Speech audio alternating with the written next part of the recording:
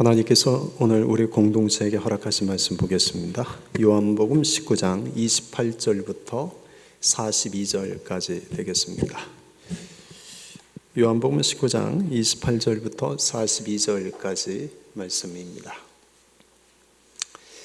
우리 한 절씩 좀 본문이 길지만 교독하며 읽어봅시다. 그 후에 예수께서 모든 일이 이미 이루어진 줄 아시고 성경을 응하게 하려 하사 이르시되 내가 목마르다 하시니 거기 신 포도주가 가득히 담긴 그릇이 있는지라. 사람들이 신 포도주를 적신 해면을 우슬초에 메어 예수의 입에 대니 예수께서 신 포도주를 받으신 후에 이르시되 다 이루었다 하시고 머리를 숙이니 영혼이 떠나가시니라. 이날은 준비일이라. 유대인들은 그 안식일이 큰 날이므로 그 안식일에 시체들을 십자가에 두지 아니하려 하여 빌라도에게 그들의 다리를 꺾어 시체를 치워달라 하니 군병들이 가서 예수와 함께 못 박힌 첫째 사람과 또 그 다른 사람의 다리를 꺾고 예수께 이르러서는 이미 죽으신 것을 보고 다리를 꺾지 아니하고 그중 한 군인이 창으로 옆구리를 찌르니 곧 피와 물이 나오더라. 이를 본 자가 증언하였으니 그 증언이 참이라. 그는 자기의 말하는 것이 참인 줄 알고 너희로 믿게 하려 함이니라. 이 일이 일어난 것은 그 뼈가 하나도 꺾이지 아니하리라 한 성경을 응하게 하려 함이라. 또 다른 성경에 그들이 그 찌른 자를 보리라 하였느니라. 아리마대 사람 요셉은 예수의 제자이나 유대인이 두려워 그것을 숨기더니 이 일 후에 빌라도에게 예수의 시체를 가져가기를 구하매 빌라도가 허락하는지라. 이에 가서 예수의 시체를 가져가니라. 일찍이 예수께 밤에 찾아왔던 니고데모도 모략과 침향 섞은 것을 100리트라쯤 가지고 온지라. 이에 예수의 시체를 가져다가 유대인의 장례법대로 그 향품과 함께 세마포로 쌌더라. 예수께서 십자가에 못 박히신 곳에 동산이 있고 동산 안에 아직 사람을 장사한 일이 없는 새 무덤이 있는지라. 같이 읽습니다. 이날은 유대인의 준비일이요 또 무덤이 가까운 거로 예수를 거기 두니라. 아멘. 오늘은 성서주일입니다. 성서주일이란 말이 좀 생소한 분도 계실지 모르겠습니다.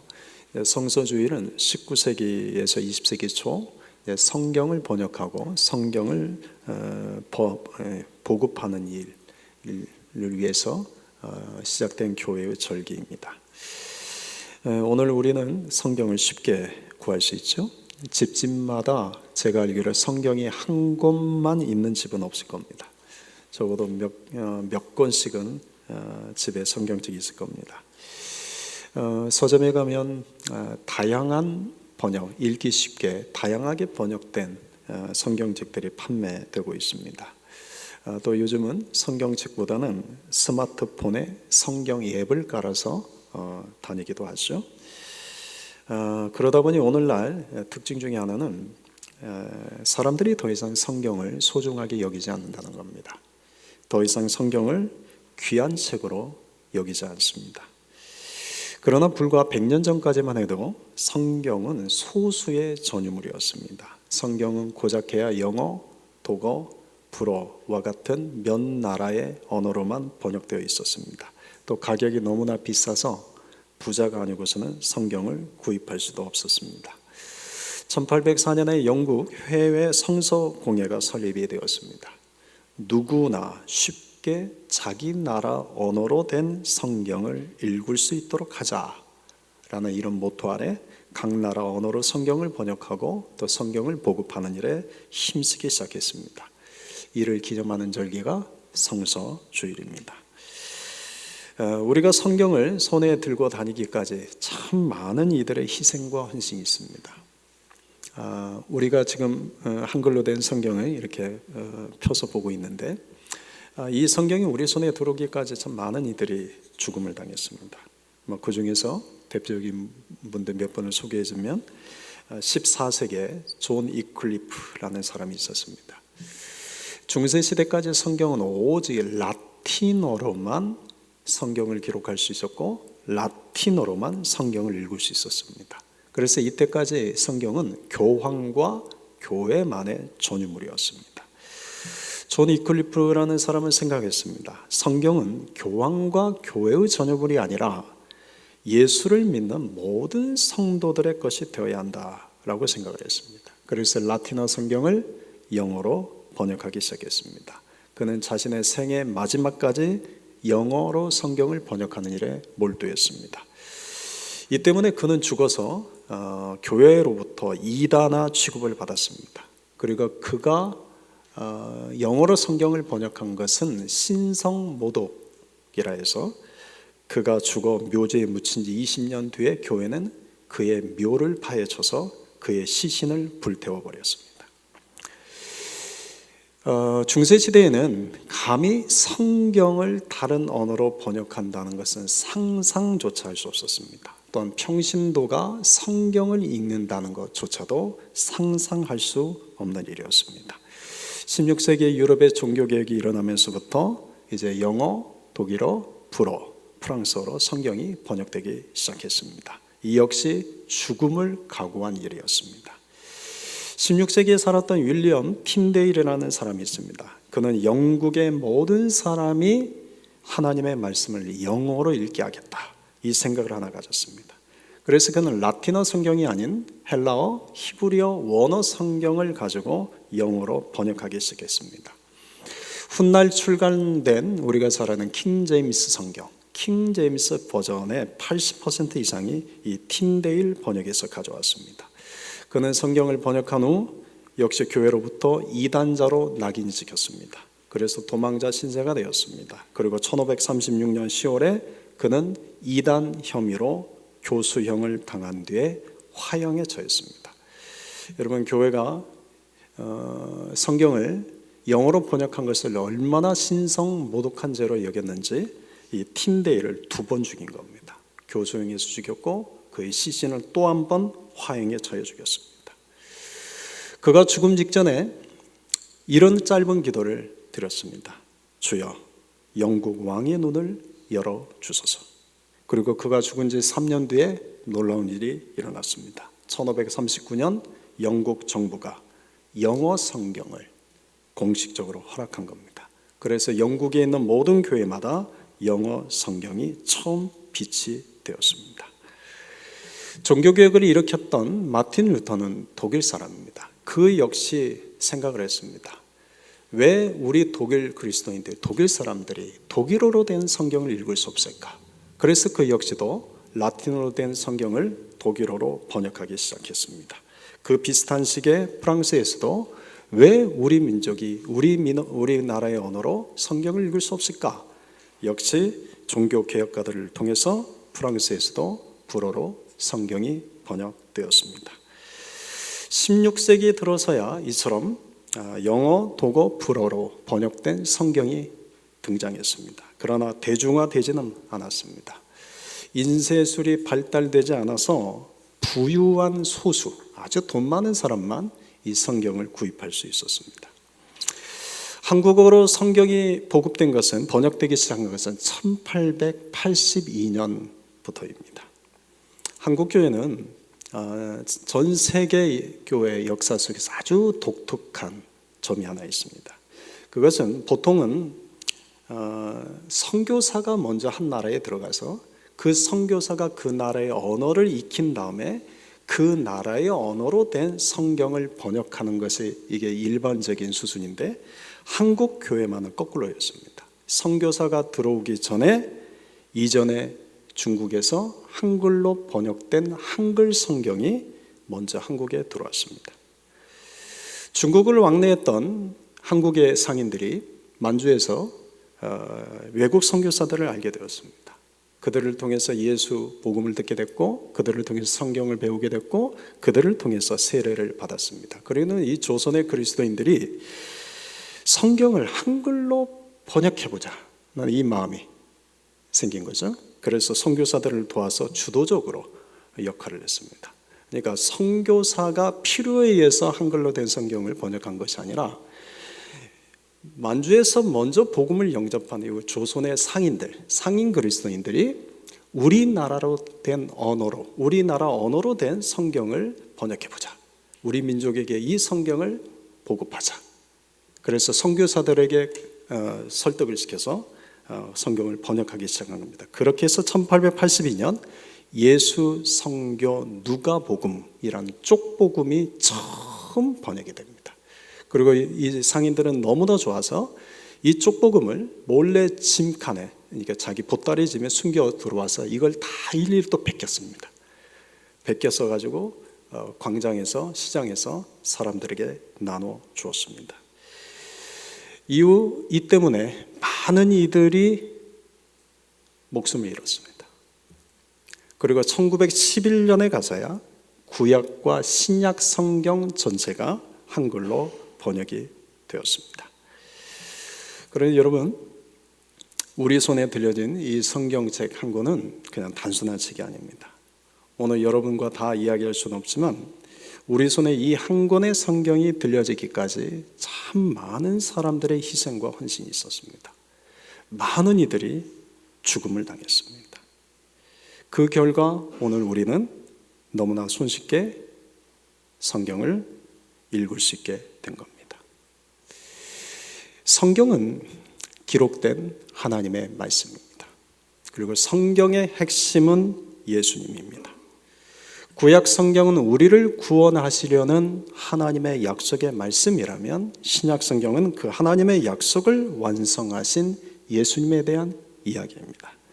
말씀은 약속으로 주어졌고 그 약속은 반드시 이루어집니다. 성경은 그저 중동의 한 작은 이스라엘이라는 나라의 역사가 아닙니다.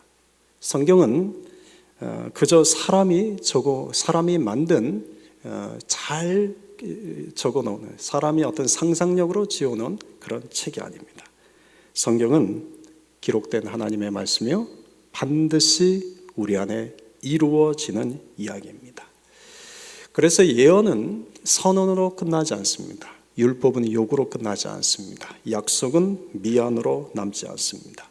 예언대로 이루신 분이 예수님이요 율법을 완성하신 분도 예수님이요 약속을 성취하신 분도 예수님이십니다.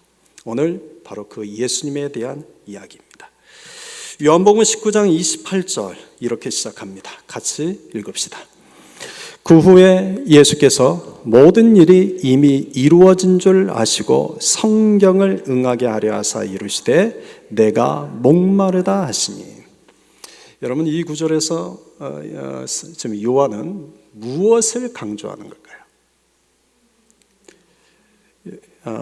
여러분, 이 말씀을 잘 읽어보시면 지금 요한이 강조하고자 하는 것은 예수님의 내가 목마르다라고 하신 그 말씀이 아닙니다.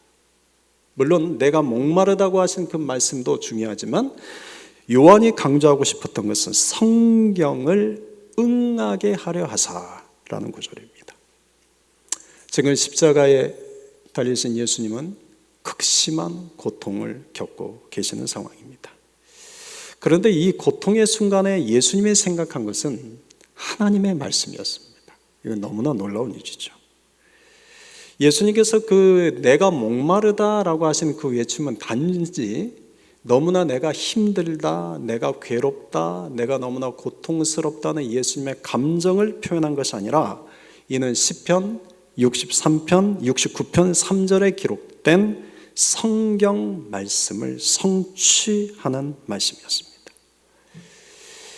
여러분, 성경에 십자가에 달리신 예수님이 지금 너무나 고통스러운데 내 육신의 고통에서 느껴지는 감정들이 있지 않겠습니까?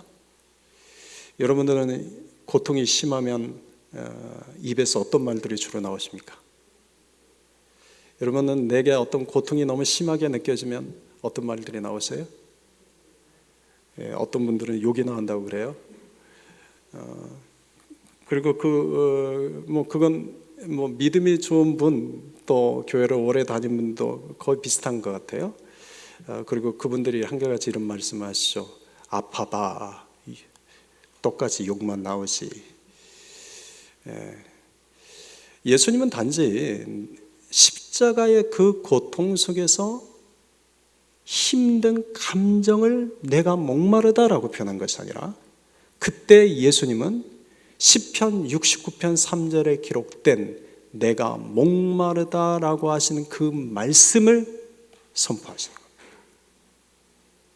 지금은 사도 요한은 이것을 강조하고 있는 겁니다. 여러분, 사람은 삶의 고난과 고통이 극심할수록 하나님의 말씀을 놓아버립니다. 내 인생이 힘들면 우리는 성경을 놓아버립니다. 내 인생이 너무나 괴로우면 하나님의 말씀이라는 것은 알지만 그 하나님의 말씀은 내 삶 속에 놓아버립니다. 그리고 내 마음속에 일어나는 감정과 생각을 따라갑니다. 그래서 불평하고, 그래서 걱정하고, 염려하고, 두려워하고, 불안해합니다. 더 나아가 원망하기 시작합니다. 그런데 내 인생에 고난이 크고 내 인생에 고통이 심할 때 내 마음에 흘러나오는 생각과 감정을 붙들지 않고 그때 하나님의 말씀을 붙들어야 합니다. 예수님은 그 끔찍한 고통이 느껴질 때 자신의 감정을 붙들지 않고 하나님의 말씀을 붙들었습니다. 그리고 여러분, 내 인생이 힘들 때 내 감정에서 나오는 말을 그냥 습관적으로 무의식적으로 내뱉지 말고 하나님의 말씀을 선포하십시오. 그 이유는 내 입에서 나오는 내 감정과 내 생각대로 세상이 되지 않습니다. 그러나 내가 하나님의 말씀을 힘들고 고통스러울 때 주신 그 말씀을 믿음으로 선포할 때 하나님은 그 말씀대로 이루어 주십니다. 저는 오늘 이 예수님의 모습을 통해서 우리 모든 성도님들이 참 중요한 영적 깨달음을 얻었으면 좋겠습니다.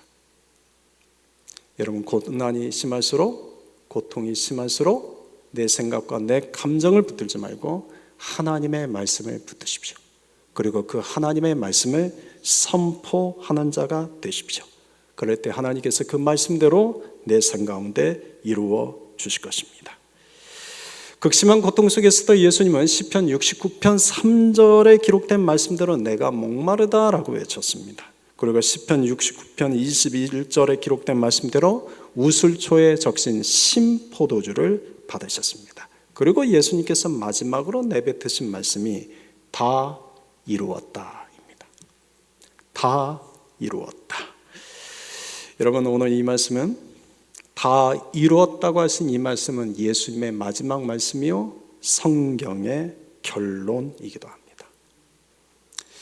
헬라어로는 테텔레스타이라고 부르는데 이 단어는 성경시대에는 대략 세 가지 의미로 사용되었습니다. 첫째는 일상에서 사용되는 용어였습니다. 예를 들면 종들이 주인에게 하루 일을 다 끝낸 뒤에 주인에게 가서 이렇게 말합니다. 주인님, 오늘 제게 맡기신 일들을 다 끝마쳤습니다. 이때 테텔레스타이라고 말합니다. 그러니까 이 테텔레스타이라는 이 단어는 내게 맡겨진 일을 다 끝마쳤다라는 그런 의미입니다. 예수님도 다 이루었다라고 하신 이 말씀에는 하나님께서 맡기신 우리를 구원하시려는 그 일을 다 끝내셨다는 뜻이기도 합니다. 둘째는 이 단어는 제사장들이 사용하는 용어였습니다. 제사장들이 하나님께 드릴 희생제물을 검사하고 온전한 것으로 판명됐을 때 테텔레스타이라고 말했습니다. 이 말은 이건 하나님께 희생제물로 드리기에 흠없는 것이다 라는 뜻이었습니다.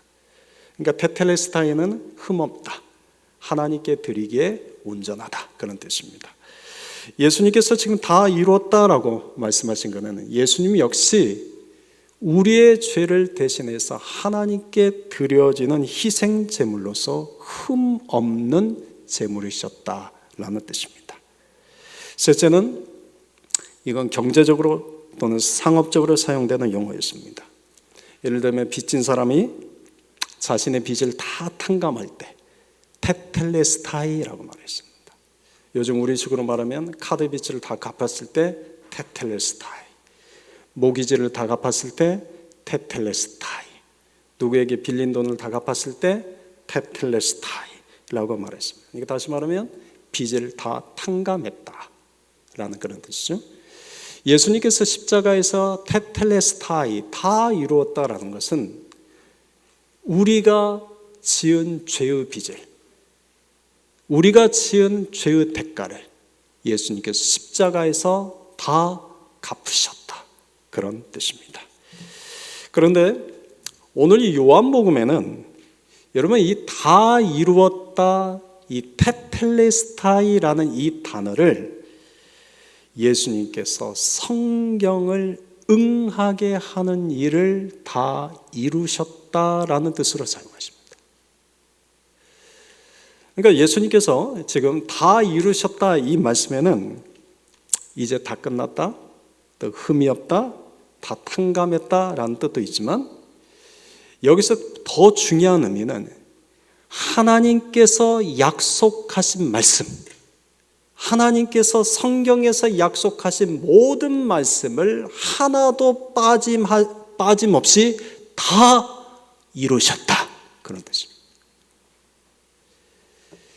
이 당시에 성경은 율법과 예언을 의미합니다.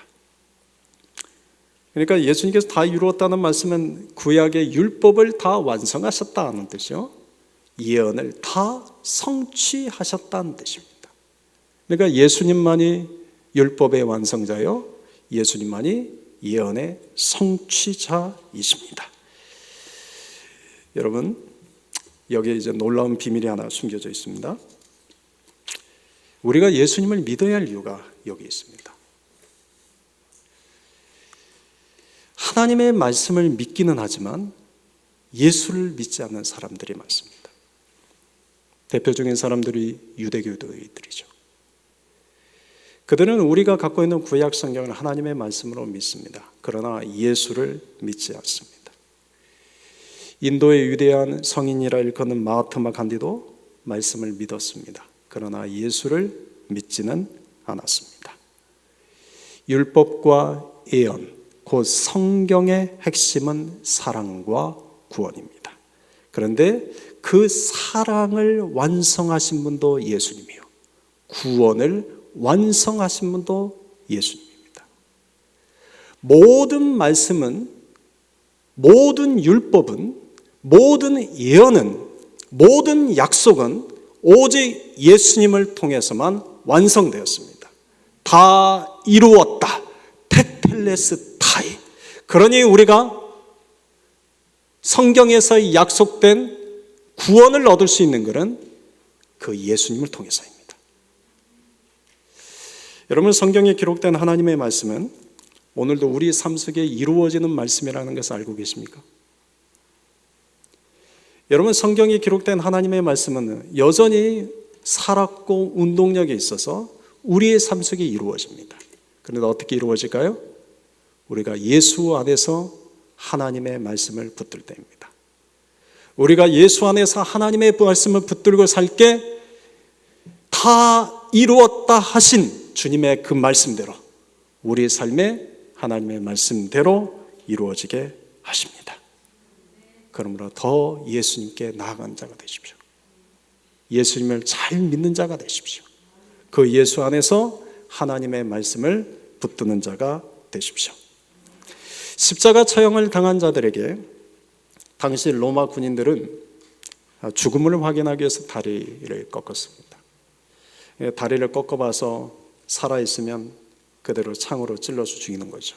근데 다리를 꺾어서 아무 반응이 없으면 죽었구나 하고 이제 공동묘지에 그 시체를 던져버리는 거죠. 그래서 로마 군인들이 예수님 양편에 못 박혀 있는 두 강도의 다리를 꺾었습니다. 그런데 33절을 보면 예수님의 다리는 꺾지 않았다라고 기록하고 있습니다. 여러분, 근데 중요한 것은 그 다음입니다. 예수님의 다리는 꺾지 않았다. 예수님이 분명 죽었기 때문에 꺾지 않았다라고 성경 그렇게 기록되어 있죠. 근데 예수님의 죽음을 확인할 수 있는 방법은 그 다리를 꺾어봐야 알 수 있었습니다. 그런데도 로마 군인들은 예수님의 죽었다는 것, 죽으셨네, 그리고는 다리를 꺾지 않았습니다. 그때까지만 해도 사도 요한은 그 의미를 깨닫지 못했습니다. 이상하다. 로마 군인들이 예수님의 다리만은 꺾지 않으셨네. 그러다가 뒤늦게 그 이유를 깨닫게 됩니다. 36절입니다. 36절 같이 읽읍시다. 이 일이 일어난 것은 그 뼈가 하나도 꺾이지 아니하리라 한 성경을 응하게 하려 함이라. 이것이 시편 34편 20절의 말씀대로 이루어졌다는 것을 뒤늦게 사도 요한이 깨달은 겁니다. 여러분, 지금은 우리가 하나님의 말씀대로 이루어진다는 것을 우리가 깨닫지 못할 수 있습니다. 근데 여러분, 하나님은 언제나 특징이 있습니다. 먼저 말씀하십니다. 그리고 반드시 말씀하신 대로 이루십니다. 하나님은 말씀하지 않으신 것을 이루시는 법이 없습니다. 먼저 말씀하시고 말씀하신 대로 이루십니다. 그런데 하나님이 말씀대로 이루셨구나라는 것을 우리는 깨닫지 못하고 살아갑니다. 우리 삶 속에 일어나는 크고 작은 일들, 우리 삶 속에서 때로는 내가 이해되지 않는 일들, 왜 나한테만 이런 일들이 일어나지? 왜 나한테만 이런 상황들이 펼쳐지지? 우리는 그냥 이렇게 생각하죠. 그래서 또 우연으로 생각하고 좀 더 믿음의 언어로 생각하면 그 안에 하나님의 뜻이 있나 보다 이라고 생각하지만, 여러분 돌아보면 우리의 삶 속에 하나님이 말씀대로 이루신 일이었구나 라는 것을 깨닫게 됩니다. 교회를 개척하고 7년 동안 매일 새벽마다 우리가 성경을 이렇게 쭉 벌스 바이 벌스로 성경 읽고 있죠. 그리고 썬데이도 주일 예배도 우리가 어느 한 성경 본문을 택하면 벌스 바이 벌스로 계속 말씀을 우리가 살펴보고 있잖아요. 근데 저도 인간인지라 어떤 구절은 그냥 스킵하고 싶은 그런 유혹이 듭니다. 오늘 이 구절 가지고 설교하기 너무 어렵다 하는 구절들이 있어요. 이 구절 가지고 설교하는 거 너무 괴롭다 하는 게 있어요. 그런데도 불구하고 하나님은 말씀하시고 말씀하신 대로 이루시기에 어느 것 하나 하나님의 말씀은 버릴 수 없게 벌스 바이 벌스로 제가 이제 설교를 하고 있죠. 그런데 나중에 깨닫게 될 때가 참 많습니다. 하나님께서 그래서 그때 그 말씀 주셨구나. 하나님께서 그때 그래서 그 말씀을 설교하게 하시구나. 하나님께서 결국은 그 말씀대로 그 일을 행하신 거였구나. 여러분, 이건 깨닫는 자가 느껴지는 마음의 전율이 있습니다. 하나님 정말 살아계시는구나. 저는 우리 성도님들이 그런 은혜를 좀 경험해 보시길 축원드립니다. 물론 그런 분도 있겠지만, 여러분, 하나님은 우리에게 말씀하신 대로 이루십니다. 어느 것 하나도 하나님은 그저 의미 없이 말씀하시는 법이 없습니다. 그때는 내 생각으로는, 내 상황으로는 도저히 이해할 수 없는 말씀이며 도저히 내가 깨달을 수 없는 말씀 같아도 시간이 지나면 결국 하나님은 그 말씀하신 대로 이루어 가시는구나. 저는 우리가 그걸 깨달았으면 좋겠어요. 그걸 깨닫게 되면 하나님의 말씀이 소홀해지지가 않습니다. 하나님이 말씀하신 대로 이루시는 분이신데, 하나님이 그 말씀을 기록된 성경으로 우리에게 주셨는데, 하나님이 그 말씀하신 대로 이룬다는 것을 깨닫게 되면 여러분, 그냥 성경을 소리할 수가 없습니다.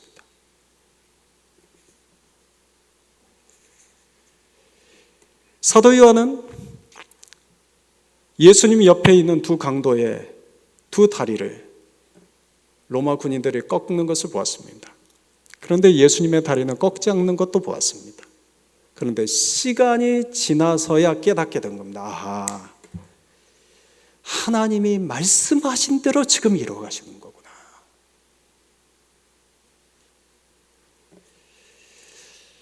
여러분, 놀랍지 않습니까? 저만 놀라운가요? 하나님은 오늘도 살아 계셔서 그분의 말씀하신 대로 이루십니다. 그런데 38절부터 42절까지 보면 또 뜻밖의 사람들의 이야기가 기록되어 있습니다. 아리마대 사람 요셉과 니고데모 이야기입니다. 아리마대 사람 요셉이 빌라도에게 가서 예수님의 시체를 요구한 겁니다. 이 아리마대 사람 요셉이 어떤 사람인지 마가복음 15장 43절에는 존경받는 공회원이요, 이것은 사내들인 공회에 속한 지도자였다는 뜻입니다. 그는 하나님의 나라를 기다리는 자라. 그리고 마태복음 27장 57절에서는 그도 누구의 제자라?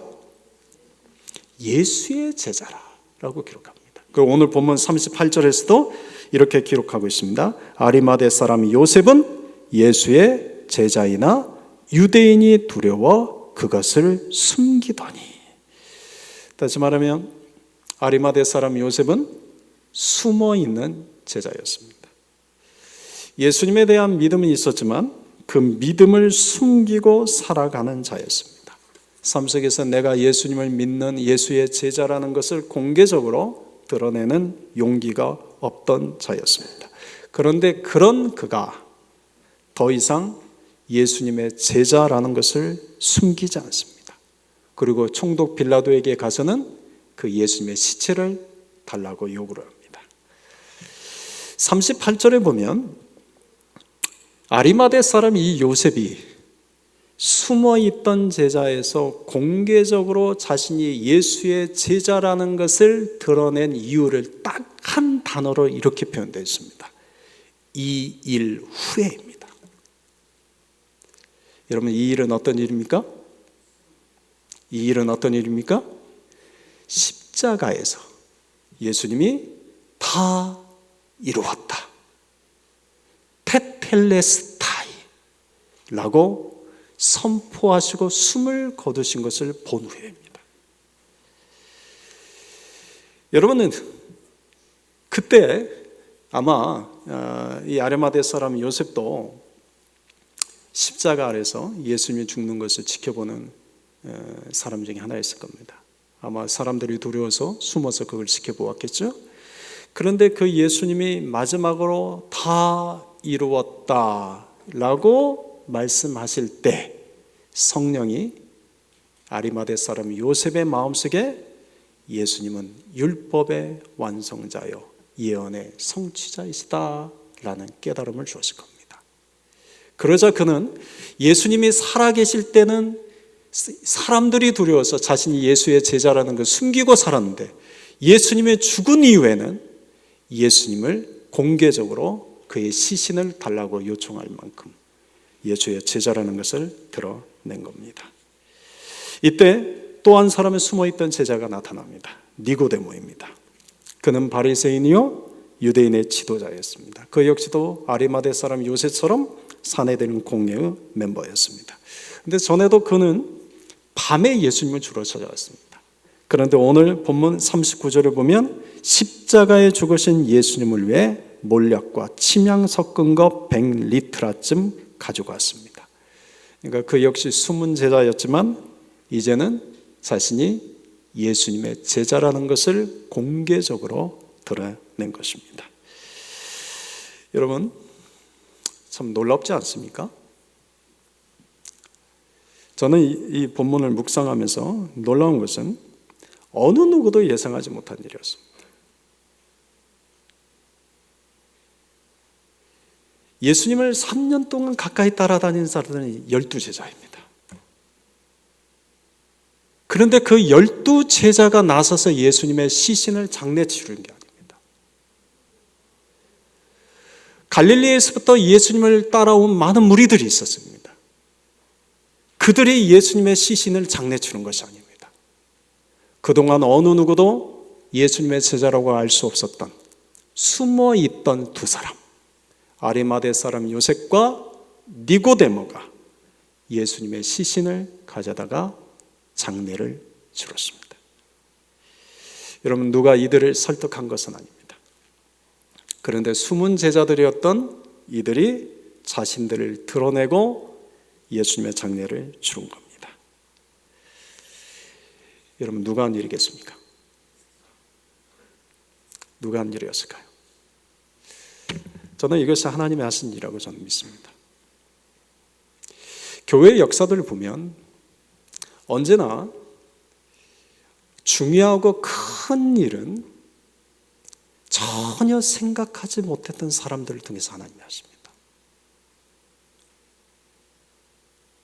우리가 생각하기에, 우리가 기대하기에는 12제자가 할 수 있을 거라고 생각했는데 전혀 생각하지 못했던 아리마대 사람 요셉과 니고데모처럼 그동안 숨어있던 자들을 하나님께서 드러내셔서 그들을 통하여 하나님의 일들을 이루어 가시는 것을 우리가 볼 때가 많습니다. 여러분, 교회는 누가 세우는 겁니까? 교회는 누가 세우는 겁니까? 교회는 누가 세워가시는 겁니까? 예, 우리 교회의 주인이신 하나님이 세워가십니다. 교회의 머리는 예수님이십니다. 그런데 주님은 주님의 방법대로 새롭게 주님의 사람들을 일으켜서서 주님의 교회를 이루어 가십니다. 그런데 더 놀라운 일은 여기 있죠. 여러분, 요셉과 디모데는 숨은 제자였습니다. 숨은 제자였습니다. 그들은 율법에 매여 사는 자였습니다. 이제 곧 있으면 안식일이 시작됩니다. 이제 곧 있으면 유월절 절기가 시작됩니다. 율법에 따르면 나무에 달려 죽은 자는 저주받은 자입니다. 그리고 그 저주받은 자를 만지는 자는 부정을 탄다고 말합니다. 그리고 그 부정탄 자는 안식일을 지킬 수도 없고 유월절 절기도 지킬 수 없었습니다. 그런데 이 사실을 너무나 잘 알고 있는 아리마대 사람 요셉과 니고데모가 율법을 어기면서까지 나무에 달려 죽으신 예수님의 시신을 직접 가져다가 장사지됩니다. 왜 그랬을까요? 더 이상 이들은 율법을 두려워하지 않았습니다. 더 이상 사람을 두려워하지 않았습니다. 더 이상 율법에 매이지도 갇히지도 않았습니다.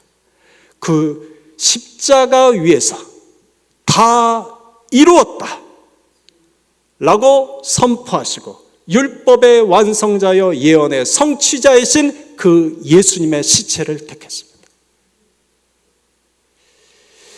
여러분, 저는 우리 교회가 또 우리 교회에 속하는 지체들이 지금은 알려지지 않는, 숨겨져 있는 아리마대 사람 요셉과 니고데모와 같다 할지라도 다 이루었다 라고 선포하신 그 예수님의 음성이 우리의 영혼에 깊이 울려나 우리가 이제는 율법이나 사람에 매이지 않고 예수님께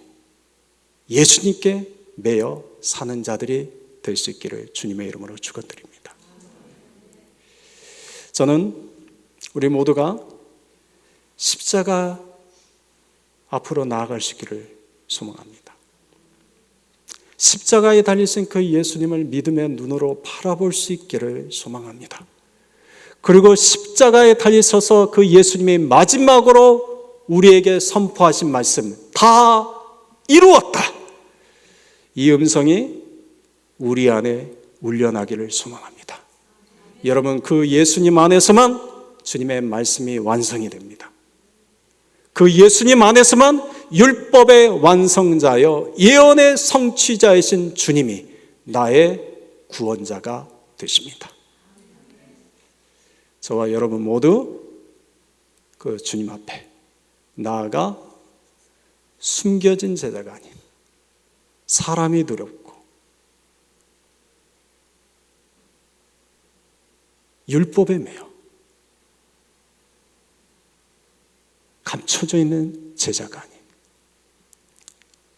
이제는 당당하게 내가 예수를 믿는 제자요, 내가 이제는 예수를 사랑하는 사람이요 라고 선포하며 예수님을 따라가는 저와 여러분이 될 수 있기를 주님의 이름으로 축원드립니다. 아멘.